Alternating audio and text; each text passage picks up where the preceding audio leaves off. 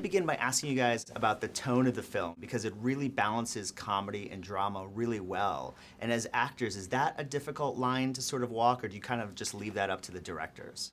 I don't think you really, I didn't think about it, because I don't think anyone in real life knows whether they're in a drama or a comedy. It could be either at any time, so I don't think we differentiate it. I don't think about two. that at all. I think of just playing the reality of whatever a situation is and doing it. I knew that there were comedic elements, but as I play Betty, I try not to think about what's going to be funny. I just come from her truth and hope that if parts are meant to be funny, they're funny. And but I think the best things to play are messy, that are a lot of drama and comedy, and because that's what life is. Well, Betty's a way out there character. I mean, really eccentric. And you kind of are drawn to these types of roles a lot. What is it that you really like about playing this type of a character?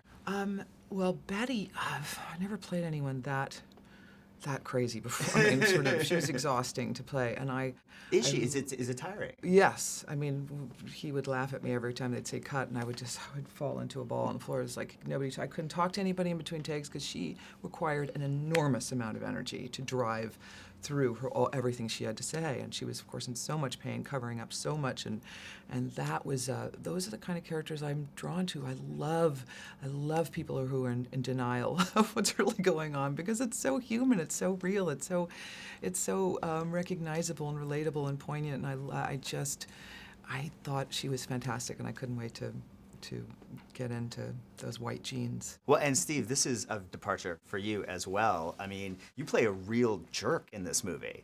Was that kind of a risk, did you feel? And what was it like playing a character who's not that redeemable? I didn't think it was a risk. I didn't think, I don't think that people going to see it will think, oh, well, Steve Carell must be a jerk. You be careful, get some angry fan mail or something. Just, wow, there's no warm nougat center to him anymore.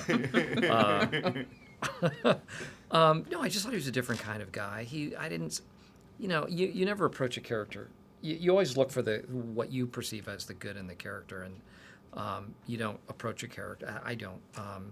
As a jerk or a villain or someone who's evil. I thought that he thinks he's redeemable. He's a guy who makes mistakes. He's a guy who's perhaps not really good at expressing himself or trying to fix things. I think about his father, what his parents did to him. Like, he's doing the best that he can. Yeah. And that's what he did. He might be a better extension of what came before him. But I feel he's fighting. He's trying to help this kid. That's his perception. He's not, in his mind, he's not trying to be a jerk or mean to a child.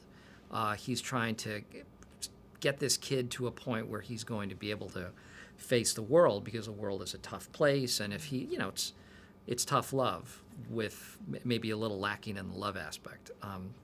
But it was different. It was fun and interesting character to play, for sure. And what was it like working with Liam? Did you feel like in between scenes you sort of had to be nicer to him because you're being so mean to him on screen? No, I mean, you just kind of go in and out of it. It wasn't. It's not like we stayed. It's not like I decided method and stayed in character. character. Jerk to him for a month. No, I mean, I think we sort of got what the different relationships were going to be as actors and as characters. So, and he was great. Mm-hmm.